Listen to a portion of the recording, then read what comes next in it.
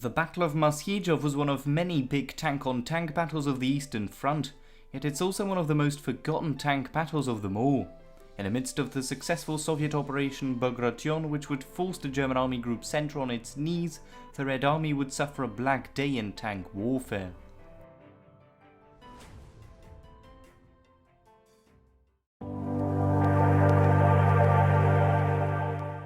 Maciejow, or Lukiv as it's known today, is a town close to Kovel in the northwest of Ukraine, close to the border with Poland. After months of heavy fighting, the sector around the town became relatively quiet. The Germans were worried that a new Soviet offensive on Army Group North Ukraine was imminent. They were even more worried when information came in about a Red Army build-up of forces, as multiple trains were seen heading towards the front. These trains were actually a ruse by the Soviets. They transported empty trains so the Germans would think that an attack was imminent. The German High Command was starting to sweat, and they wanted to deal with the situation by attacking their Soviet enemy. Feldmarschall Walter Model, Commander-in-Chief of Heeresgruppe Nordukraine, who proposed the attack, needed a significant number of tanks for an assault, and so several panzer units were transferred from Heeresgruppe Mitte to Model's Heeresgruppe Nordukraine. Due to the number of units in the area after the transfer, the 5th SS Wiking was withdrawn to the Corps Reserve at Maciejow. SS Standartenführer Johannes Rudolf Mühlenkamp, commander of the Kampfgruppe Mühlenkamp, had a meeting with General Hosbach, commander of the German 56th Corps. Hosbach told Mühlenkamp that his panzers were to be in reserve and that they had to perform reconnaissance duties for the divisions in the front line. On the 15th of June, the command of the 56th Panzer Corps was shifted from Hosbach to General Johannes Block. When Operation Bagration started on the 22nd of June 1944, the Germans were completely taken by surprise. The Germans had thought that a Soviet attack would strike Army Group North Ukraine, but instead the offensive struck Army Group Center, which had become far weaker as lots of its assets were transferred to Army Group South Ukraine. The outnumbered Germans had no tank support, and they were completely overwhelmed by the Soviet attackers. Operation Bagration was a great success for the Red Army. After a period of relative quietness on the Kovel front, the action heated up once more on the 6th of July 1944. The Germans had to retreat in order not to get surrounded, so they came up with a plan of a retreat in phases. Each phase they would retreat to a new line. Kampfgruppe Mühlenkamp was to stay at the Kovel area to act as a rear guard in order to defend the retreat of the 26th and 342nd Infantry Divisions. The first phase started on the 5th of July 1944. Kampfgruppe Mühlenkamp consisted of 77 Panther tanks divided in 4 companies of the 2nd Battalion SS-Panzer Regiment 5. The 3rd Battalion SS-Panzer Grenadier Regiment 9 Germania was also part of the Kampfgruppe. Mühlenkamp and General Block had a meeting in the morning of the 6th of July. Mühlenkamp believed that the Soviets would attack all at once, certainly after the swamps had dried up after a period of drought. The swamps had become passable, even for tanks. After explaining his findings to the general, Block simply replied with the indecisive, "We'll see." Mühlenkamp took matters into his own hands, and he ordered his 5th, 6th and 8th companies of Panthers to move on the counter slope near Maciejow between Paridubi and Torhovice. The remaining 7th company was ordered to go to the Schmedin bridgehead to support the 3. Bataillon SS-Panzer Regiment 9 Germania. Around noon on the 6th of July, Soviet bombers flew over the assembly area of the 2. Abteilung SS-Panzer Regiment 5 and bombed it. The 8th Kompanie, commanded by SS Obersturmführer Nicolas Silek, also reported that they had checked an infantry assault. At 2:45 p.m, the headquarters of the 2nd Battalion SS-Panzer Regiment 5 received a message stating that Soviet infantry supported by tanks were attacking from the woods to the northeast of Novokoshari.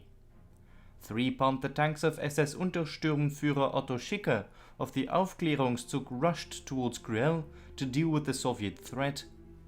Schicker and his 3 Panthers managed to flank the Soviet armor, and they managed to set 7 tanks ablaze.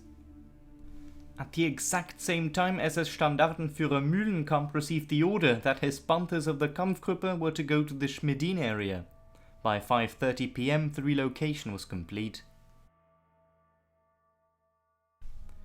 During the night, the Soviet artillery intensified, and at 4:35 am a message came through to the German headquarters that the 129th Rifle Corps was attacking Cruel, that they had broken through the southern part of the 26th Infantry Division, which was just north of the town. The message also stated that a lot of Soviet tanks had entered the fight. Because the Soviet forces were heading towards Novokoshari, it was possible for them to advance farther to the west, towards Krasnoduby, which would be very troublesome for the defenders, as it could split them in half. On the opposite side of the front line, the Red Army's 11th Tank Corps moved to the Kovel area. Their task was to cut the Germans off during their retreat and capture the bridge over the river Bug at Lyubomel. The 11th Tank Corps was well equipped with 21 heavy tanks of the IS-2 type from the 50th Independent Heavy Tank Regiment. It also consisted of 210 T-34s of various types from the 20th, 36th and 65th Tank Brigades. They were also reinforced by 21 Su-85s from the 1493rd Self-Propelled Artillery Regiment and 21 Su-76Ms from the 1461st Self-Propelled Artillery Regiment. The 11th Tank Corps also had the 12th Motorized Infantry Brigade and the 243rd Rifle Division at their disposal. The commander of the newly arrived Tank Corps was Major General Rutkin. He had a difficult task ahead of him. He might have had far more tanks. He was completely in the dark of where the German points of defense were. Most of the Soviet intelligence was based on a map which they had found on the body of a German officer of the 342nd Infantry Division.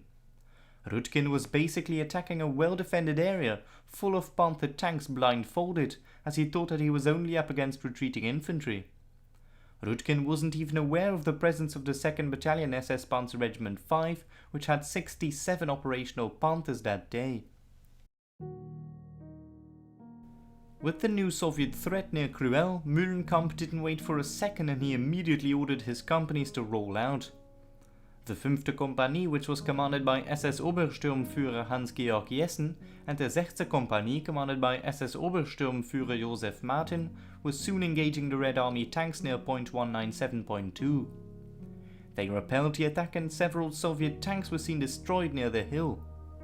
While the 5th and 6th companies were fighting the Soviet tanks near hill 197.2, SS Obersturmführer Karl Nikolosilek's 8th Kompanie counterattacked the hamlet of Cruel and the heights to the west of it. He was however attacked by Soviet Sturmovik planes, and when he and his company arrived near Cruel, they were fired upon by anti-tank fire coming from the southwest of the village. Nikolosilek decided to take the village in a flanking maneuver coming from the north. In the meantime, the platoon under SS Oberscharführer Karl Jaus, himself and the 831 stayed where they were to attract the anti-tank gunfire, while the other Panthers of the company performed the maneuver. The company moved northward until they suddenly came across 7 T-34-85s. Nikolosilek led the column and managed to destroy 6 of the Soviet tanks. The Panthers continued their pincer movement and they eventually managed to knock out 11 anti-tank guns in the village. Karl Jaus and his platoon suffered badly during the attack. 2 of his Panthers were damaged because of the Soviet aeroplanes. Nonetheless, Jaus covered their withdrawal by knocking out a couple of T-34s in return. One of the T-34s was about to catch fire when Jaus in his 831 rolled towards it under the cover of his 2 remaining Panther tanks. When he arrived at the crippled tank, he found 3 Soviet crew members. One of them was badly wounded. Jaus patched up the wounded soldier and asked Nikolosilek what to do with them. The captured Soviet tank commander was eventually given to the repair crews. The other 2 returned to their units. At the end of the 7th of July, the German withdrawal reached yet another phase and the Panther tanks were pulled back towards the village of Paridubi and the hills 3 kilometers east of Maciejow. At 5 am on the 8th of July, after a heavy bombardment, the Soviets attacked the positions of the 10th Kompanie, SS-Panzer Regiment 9 Germania, to the east of Schmedin. The Red Army forces succeeded in throwing the 10th Company of the Grenadiers back, but a counterattack led by SS Hauptsturmführer Friedrich Hannes, commanding the 12th Company, successfully pushed the Soviets back. To the east of Maciejow, the Stabskompanie or staff company, being SS Obersturmführer Karl-Heinz Lichter, with the battalion second in command, and the ordnance officer SS Untersturmführer Georg Jensen, were shaving their beards in the morning until an airplane set their building ablaze. Wearing only a pair of shorts, they ran towards their radios underneath the Panthers just outside the building to inform the other companies of what was going on. Unfortunately for them, the lines were cut. Moments later, the Soviet artillery set in and tank noises could be heard only several meters from the burning building. 3 T-34s rolled past, and both commanders, still in shorts, quickly jumped into their camouflaged Panthers and knocked out 2 T-34s. SS Hauptsturmführer Alois Reicher, the battalion commander, knocked out the final tank. After the close call, all companies were quickly informed of the new Soviet threat. As a reaction, the 5th and 6th Kompanien were quickly sent to a hill about 3 kilometers east of Maciejow. They could see the tanks of the 65th Soviet Tank Brigade massing up for an attack. The attack of the Soviet 11th Tank Corps started at 11 am. At Kalinivka and Batailles, the 36th Tank Brigade would attack with 65 T-34s. Klitskovice and Torhovice was the ground of attack of another 65 T-34s, this time from the 65th Tank Brigade. By attacking along these lines, the Soviets would be able to surround the Germans at Maciejow. Behind the 2 attacking tank brigades was the rest of the 11th Tank Corps. SS Obersturmführer Ulf Ola Ollen's platoon of 5 Panther tanks was also sent east to reconnoitre the area. He took up a hull-down position on a crest and waited for the T-34s to close the distance. When the Red Army tanks got closer, he gave the order to fire frei, fire at will, and not long after there were several carcasses of tanks in front of the Finnish officer's position. By 12 noon on the Paridubi-Hodovice-Torhovice line, the Soviet tanks unexpectedly encountered a well-organized anti-tank defense. Ollen's neighboring 6th Company was also stuck in the fight. For the German tankers it was the dream scenario. In their well-camouflaged Panthers, they had a commanding view over the battlefield, and they could use their 75mm guns to great effect on the oncoming T-34s. In the 2-hour lasting firefight, Ollen managed to knock out 10 Soviet tanks. There is a story of Ollen being in direct contact with the Kampfgruppe commander Mühlenkamp when he encountered a column of 10 Soviet tanks with his platoon. Mühlenkamp gave the order to wait until the column had more or less passed. He ordered the young Finn to fire at the head of the column first, followed by the rear of the column so the rest would be stuck. But several sources contradict each other on the date, so we're not quite sure when or where it happened. To the Finns' right was SS Untersturmführer Alfred Grossrock and his platoon. The platoon commander of the 6th Company in the 611 would knock out an impressive amount of 23 tanks in the firefight. Although it is also possible that his entire platoon of 5 Panthers knocked out 23 tanks. One of the crewmen later stated that they had such an easy time because most of the T-34's fire seemed to be directed at Ollen's platoon. Nonetheless, Grossrock, who already had the German cross in gold hanging on his chest, would be awarded the Knight's Cross for his actions that day. A farmer in the hamlet of Torhovice later stated that there were around 12 to 13 destroyed tanks to the north of the hamlet. Another 5 to 6 wrecks were to the south, and a further 2 tanks were seen destroyed near its pond. This just comes to show that the 11th Tank Corps endured massive losses that day. To the north, SS Oberscharführer Jaus was still isolated in his Panther. He held his position behind Hill 208 and knocked out 3 T-34s. Another platoon commander of the 8th Company was SS Hauptscharführer Eugen Faas in Panther 821. Together with 3 Panther tanks, he rolled to the east, away from Maciejow, until he encountered a mixed group of Soviet tanks. The group consisted of several T-34s of various sorts and some Lend-Lease Sherman tanks. In quick succession, the 4 Panthers managed to knock out 16 Soviet tanks. After the battle, the Soviets counted their losses. The 65th Tank Brigade lost 17 T-34-76s, 16 of which had to be abandoned after being damaged. The other one was completely destroyed. They also lost 23 T-34-85s, 15 of which were damaged and evacuated during the fight. The other 8 were set ablaze battling the Panthers.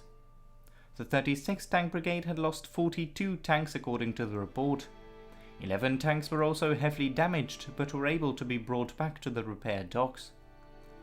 The same report made a total loss of 79 T-34s and 4 Su-76s.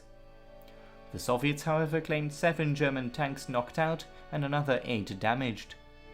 The 11th Soviet Tank Corps had lost 63 officers and 212 NCOs and other ranks killed. Over 100 men were also missing, some of which were later found in German prison camps.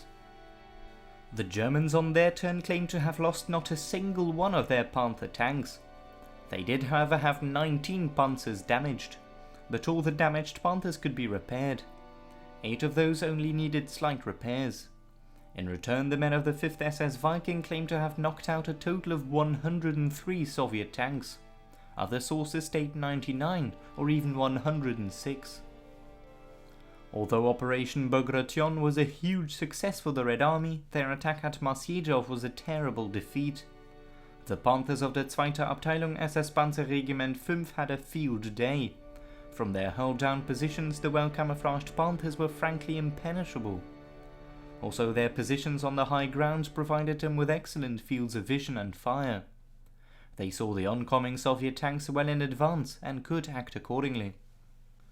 An unknown Soviet tank commander in the 65th Tank Brigade later recalled that they were optimistic on breaking through the German lines, as they could see men running westward. As he rolled towards Maciejow, the wild German opened fire.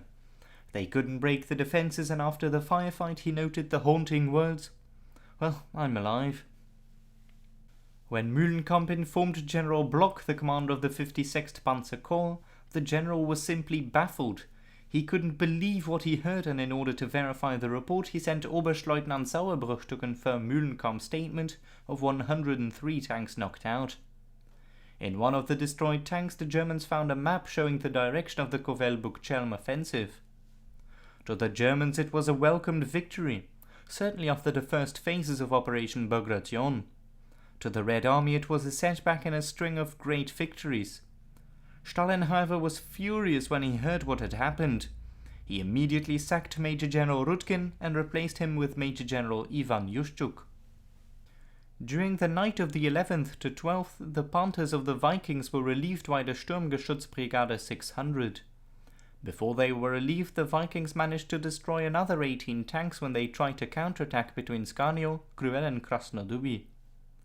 On July 13, 1944, the Panthers of the Viking Division were loaded onto trains and they headed for Brest. The fighting at Maciejow on July 8, 1944 stopped the advance of the Soviet army on the axis Maciejow-Lyubom-Bukchelm for 10 full days. The Battle of Maciejow was a rare battle where the German army managed to halt the Soviet steamroller for several days during their successful Operation Bagration. This was the Ace Destroyer. I hope you have enjoyed this little documentary about this extraordinary battle. If you did, you may always subscribe to my channel and leave a like. Also drop a comment down below, certainly if you have more information on the battle. Cheers!